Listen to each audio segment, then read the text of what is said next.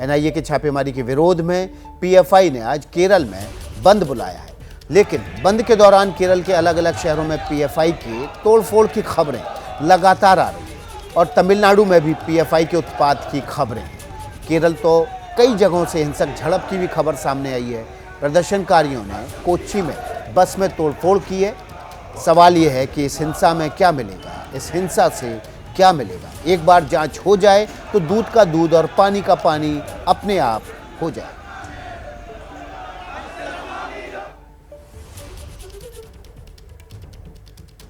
NIA की red के विरोध में पीएफआई ने केरल में बंद बुलाया। कोझिकोड, कोट्टयम, तिरुवनंतपुरम, कोल्लम में सड़कें सुनसान हैं और बाजार बंद दिखे। कोच्चि से तोड़फोड़ की खबर भी सामने आई। केरल बंद को लेकर पीएफआई कार्यकर्ता सड़कों पर उतरे। एनआईए की कार्रवाई के विरोध ही नारेबाजी। इस दौरान भारी पुलिस बल भी मौके पर तैनात रहा। पीएफआई की सच्चाई जानने के लिए चलिए हम आपको ग्राउंड पर ले चलेंगे, लेकिन हम आपको उससे पहले बता दें, पीएफआई की सच्चाई जानने के लिए हमने देश के टॉप खुफिया अधिकारियों से बात भी की है। वो पीएफआई की शुरुआत से लेकर अब तक उनकी हर गतिविधि के बारे में एक एक डिटेल जानते हैं। उन्होंने मेरे सहयोगी प्रणय उपाध्याय से बातचीत करते हुए कुछ ऐसे खुलासे किए हैं जो आपने पहले कभी नहीं सुने होंगे। सीधा चलते हैं प्रणय उपाध्याय के पास। और इस मामले पर चर्चा करने के लिए हमारे साथ कई खास मेहमान आज जुड़े हैं, जिसमें ईडी के पूर्व निदेशक करनैल सिंह हैं, साथ ही दिल्ली पुलिस के पूर्व कमिश्नर एसएन श्रीवास्तव हैं, साथ ही देश की बाहरी सुरक्षा के लिए जांच एजेंसी जो महत्वपूर्ण है रॉ, उसके पूर्व अधिकारी एनके सूद हमारे साथ हैं, साथ ही हैदराबाद के पूर्व डीजीपी हैदराबाद से टी कृष्णा भी हमारे साथ जुड़ गए हैं। आप सभी का एबीपी न्यूज की इस खास चर्चा में भाग लेने के लिए बहुत बहुत शुक्रिया। मैं सबसे पहले आपका रुख करना चाहूंगा करनैल सिंह जी, जिस तरीके से ईडी के निदेशक के तौर पर आपने पीएफआई के खिलाफ जांच शुरू की थी, क्या यह माना जाए कि अब सरकार इन तमाम सबूतों को जुटाकर इस छापेमारी की बड़ी कार्रवाई के बाद पीएफआई पर बैन लगाने जा रही है? कि जिस तरह से पीएफआई की एक्टिविटीज बढ़ रही थी पिछले कुछ सालों में, और इसके फाइनेंसेस भी एक्सटॉर्शन से आ रहे थे, फॉरेन कंट्री से भी आ रहे थे, और एविडेंसेस ये भी आ रहे हैं कि ये रेडिकलाइजेशन कर रहे हैं, और इनके लिंक्स जो हैं बाहर की टेररिस्ट ऑर्गेनाइजेशन से भी हैं।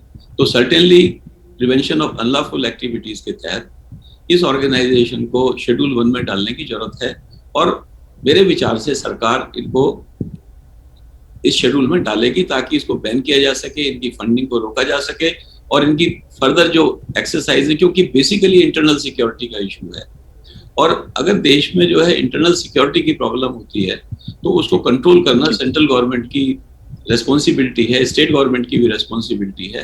तो इसलिए सर्टेनली सेंट्रल गवर्नमेंट जो है इस पर बैन लगाएगी। कर्नल सर, जिस तरीके से पहले भी ये सवाल तो कोई पहली बार उठे नहीं हैं, आपको ध्यान होगा कि झारखंड के अंदर बैन लगाने की कोशिश की गई थी, लेकिन हाईकोर्ट से वो बैन हट गया। इसके अलावा 2012 में केरल पुलिस ने कहा था कि ये सिमी का ही दूसरा रूप है, लेकिन उसके बावजूद ये प्रतिबंध की कार्रवाई नहीं हुई थी। तो अब आप ऐसा कैसे मान सकते हैं कि प्रतिबंध जो है ये लग जाएगा और कोर्ट से अप्रूव भी हो जाएगा?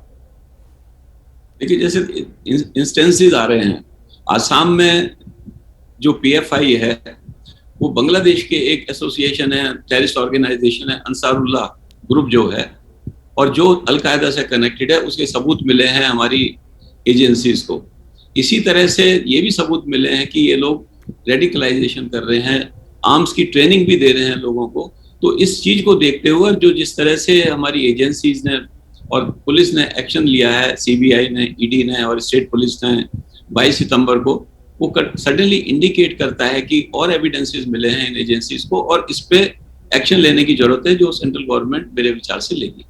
जी, जैसे ही घड़ी का काटा दोपहर 2:30 पे आए, बबीता जी का दिल सास बहू साजिश के लिए मचल जाए। और ये है इनकी बहू, पूरे दिन ऑफिस की टेंशन हो जाए गॉन जब ये करें अपना फेवरेट शो फ्री टाइम पे ऑन। इनकी तरह आप भी देखिए अपना फेवरेट शो अपने टाइम पर, और डाउनलोड कीजिए एबीपी लाइव ऐप अपने स्मार्ट टीवी पर।